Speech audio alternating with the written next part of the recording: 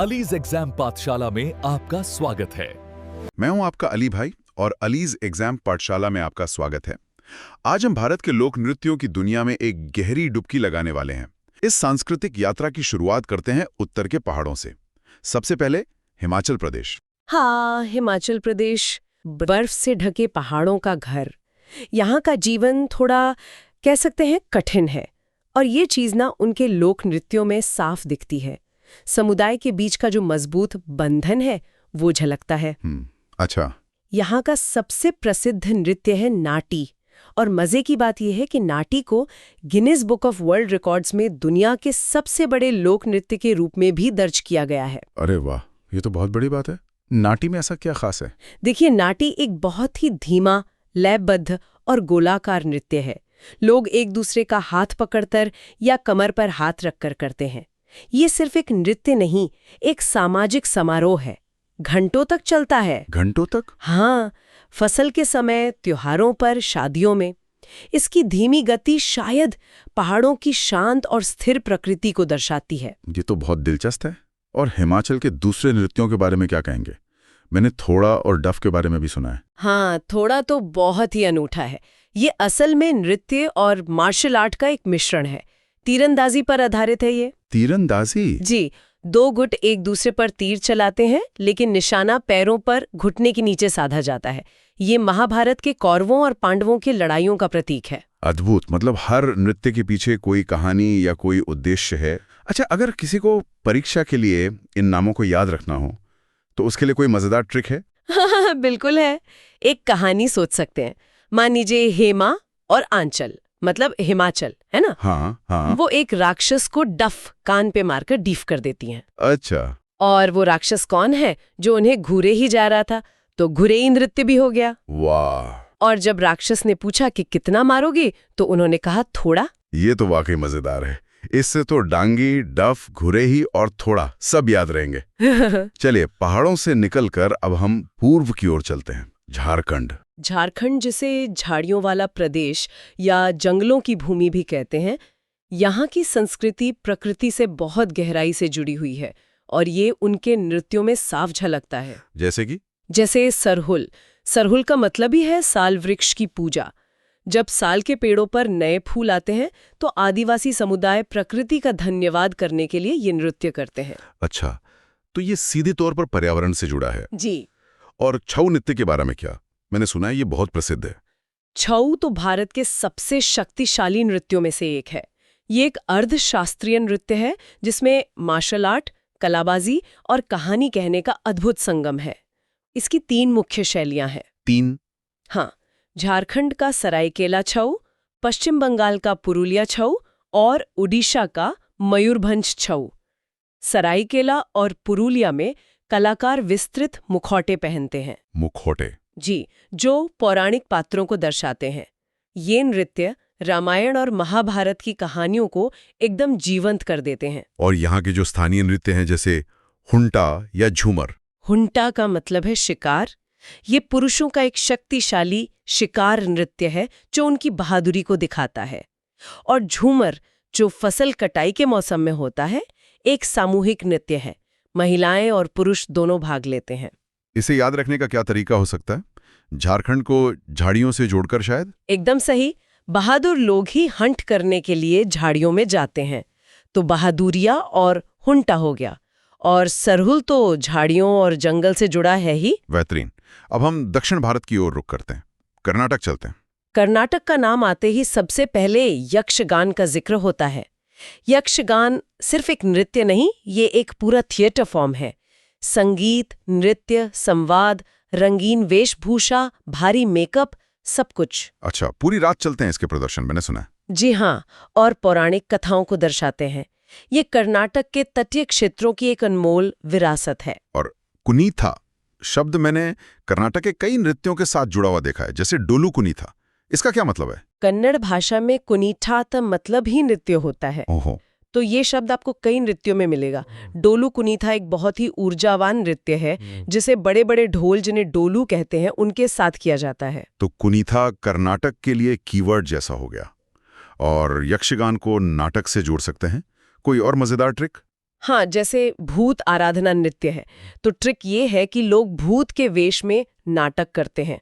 या कमसले नृत्य के लिए मजाक में कह सकते हैं कि कुछ लोग काम नहीं करते, बस नाटक करते हैं। ये अच्छी ट्रिक है। कर्नाटक से थोड़ा और दक्षिण में चलें तो हम पहुंचते हैं केरल। केरल, ईश्वर का अपना देश। यहाँ के नृत्यों में तो एक अलग ही रहस्य और आकर्षण है। केरल के नृत्यों को समझने के लिए कली शब्द को समझना जरूरी है। मलयालम में कली का मतलब होता है खेल या प्रदर्शन। अच्छा, कली मतलब खेल। जी, इसीलिए आपको यहाँ कोलकली यानी डंडों का खेल, परिचक्कली यानी ढाल का खेल और विश्व प्रसिद्ध कथक कली जैसे नाम मिलते हैं। और थेयम के बारे में मैंने बहुत सुना है। कहते हैं कि वो एक साधारण नृत्य नहीं, एक दिव्य अनुभव होता है। आपने बिल्कुल सही सुना। थयम 800 साल पुरानी एक जीवंत परंपरा है। इसमें कलाकार महीनों की तैयारी के बाद एक देवी या देवता का रूप धारण करता है और जब वो प्रदर्शन करते हैं तो लोग उन्हें कलाकार नहीं बल्कि साक्षात देवता ही मानते हैं। ये सुनकर ही रोंगटे खड़े हो जाते हैं। तो केरल के इतने सारे कली वाले नृत्यों को कैसे याद रखा जाए? बस कली शब्द को केरल से जोड़ लीजिए। कुरावरकली, मार्गमकली, कोलकली, परिचकली, ये सब केरल से हैं। ठीक है, चलिए अब भारत के हृदय यानी मध्य प्रदेश की ओर चलते हैं। मध्य प्रदेश भारत का दिल। यहाँ का एक बहुत ही सुंदर नृत्य है मटकी। इसमें मालवा क्षेत्र की महिलाएं सिर पर कई मटकियां रखकर संतुलन बनाते हुए नृत्य करती हैं। ये उनकी रोजमर्रा की जिंदगी का हिस्सा लगता है। बिल्कुल, जहां उन्हें दूर दूर से पानी भरकर लाना पड़ता है। ये नृत्य उनके जीवन के संघर्ष और आनंद दोनों को दर्शाता है। इसके अलावा जवारा नृत्य भी है। जवारा, ये नाम फसल से जुड़ा हुआ लगता है। जी, बुंदेलखंड क्षेत्र में अच्छी फसल होने की खुशी में किया जाता है। पुरुष और महिलाएं दोनों सिर पर ज्वार की बालियों से सजी टोकरियां रखकर नृत्य करते हैं। इसके लिए तो कुछ मजेदार ट्रिक्स थी, है ना? हाँ, जैसे फूलपति नृत्य के लिए फूल के पति का ध्यान रखना, वरना एमपी यानी मोटापा बढ़ जाएगा। और भगोरिया के लिए खूब भागोरिया, तभी एमपी घटेगा। हाँ, या राई के लिए क्या राय है तुम्हारी, कैसे घटेगा एमपी। ये सिर्फ याद रखने के लिए है। बिल्कुल। अब चलते हैं पश्चिम की ओर, महाराष्ट्र। महाराष्ट्र की बात हो और लावणी और तमाशा का जिक्र न हो, ये तो हो ही नहीं सकता। लावणी शब्द लावण्य यानी सुंदरता से बना है। ये एक बहुत ही आकर्षक और ऊर्जा से भरपूर नृत्य है जो ढोलकी की थाप पर किया जाता है। और कोली नृत्य, ये तो नाम से ही मछुआरों से जुड़ा लगता है। एकदम सही। कोली नृत्य महाराष्ट्र के मछुआरा समुदाय का है। इसमें पुरुष और महिलाएं नाव चलाने जैसी मुद्राएं बनाते हैं। इसे याद रखने की ट्रिक भी आसान है। क्रिकेटर विराट कोहली मतलब कोहली मुंबई में रहते हैं और पुवाड़ा को वड़ा पाव से याद रख सकते हैं। ये ट्रिक्स वाकई काम की हैं। चलिए अब पूर्वोत्तर की यात्रा करते हैं। शुरुआत मणिपुर से। मणिपुर की संस्कृति बहुत ही सुंदर और आध्यात्मिक है। यहाँ का सबसे प्रसिद्ध नृत्य तो रासलीला है, जो राधा और कृष्ण की प्रेम कहानी पर आधारित है। लेकिन मणिपुर का एक और रूप भी है जो थांगटा में दिखता है। थांगटा? हाँ, थांग का मतलब है तलवार और टा का मतलब है भाला। ये एक मार्शल आर्ट नृत्य है। इसमें गजब की फुर्ती और प्रिसिजन देखने को मिलती है। वाह, एक तरफ भक्ति, दूसरे तरफ युद्ध कौशल। इसे याद रखने का क्या तरीका है? मणि शब्द को पकड़कर शायद। बिल्कुल, जिसके पास मणि है वो रात भर जागेगा यानी जागोई नृत्य। जिसके पास मणि है उसका बल यानी थबल चोंगबा 4 गुना हो जाएगा। और मैं तंग था यानी थांगटा, क्योंकि मेरे पास मणि नहीं थी। बहुत बढ़िया। अब मेघालय और मिजोरम के पड़ोसी राज्यों मेघालय और मिजोरम की बात करते हैं। मेघालय यानी बादलों का घर। यहाँ की गारो जनजाति का एक प्रमुख नृत्य है वांगला। इसे 100 ड्रम फेस्टिवल भी कहा जाता है। 100 ड्रम फेस्टिवल? जी। फसल कटाई के बाद सूर्य देवता को धन्यवाद देने के लिए ये त्योहार मनाया जाता है, जिसमें 100 ढोल एक साथ बजाए जाते हैं। 100 ड्रम एक साथ? ये तो सुनने में ही रोमांचक लग रहा है। और मिजोरम का चिराओ या बैम्बू डांस? चिराओ यानी बांस नृत्य मिजोरम की पहचान है। जमीन पर बांस के डंडों को एक लय में खोला और बंद किया जाता है और नर्तक उनके बीच में से कूदते हुए नृत्य करते हैं। इसमें गजब के तालमेल की जरूरत होती है। इन दोनों के लिए भी कुछ ट्रिक्स थी। मेघालय के लिए मेघ आ गया तो बंगले में घुस गए। हाँ, वांगला। और मिजोरम के लिए मेजोरन पीलूं। हाँ हाँ हाँ। जैसे रम पीकर लोग खुल्लम खुल्ला घूमते हैं तो खुल्लम नृत्य, हाँ। घर में जंग मच जाती है तो जंग तालम, और जब पकड़े जाते हैं तो उनका घेराव हो जाता है, मतलब चिराव। ये बस मजे के लिए। राज्यों की ये यात्रा अद्भुत रही। अब जल्दी से कुछ केंद्र शासित प्रदेशों के खास नृत्यों पर भी नजर डाल लेते हैं। लद्दाख से शुरू करते हैं। लद्दाख का शोंडोल नृत्य बहुत ही राजसी है। इसे लद्दाख का शाही नृत्य भी कहा जाता था। पहले ये सिर्फ लद्दाख के राजा के सम्मान में किया जाता था। इसे याद रखने की ट्रिक थी लाखों रुपए। जिसके पास लाखों रुपए हैं वो शान से डोलता है। शोंडोल। और लक्षद्वीप के नृत्य केरल से काफी मिलते जुलते हैं, जैसे कोलाकली और परिचकली। लेकिन यहाँ का एक अनोखा नृत्य है लावा। जी, ये एक बहुत ही रंगीन और उत्सव का नृत्य है। हमारी इस चर्चा ने तो लोक नृत्यों की पूरी दुनिया ही खोलकर रख दी है। बिल्कुल।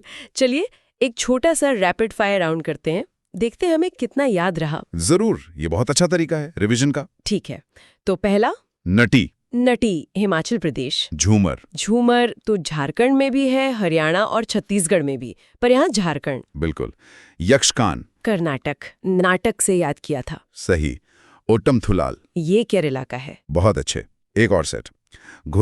घुरेही राक्षस घूर रहा था, हिमाचल प्रदेश। डोलू कुनीथा मतलब कर्नाटक। वाह। और फुलपति फूल के पति का ध्यान रखना, वरना MP मध्य प्रदेश। शानदार। मुझे लगता है कि इस तरह से समझने के बाद इन नृत्यों को भूलना नामुमकिन है। बिल्कुल सही। और यही हमारा मकसद था। जब आप किसी नृत्य की उसकी कहानी और उसके महत्व के साथ जानते हैं तो वो ज्ञान ज्यादा स्थायी और सार्थक होता है। ये नृत्य भारत की आत्मा है। सही कहा।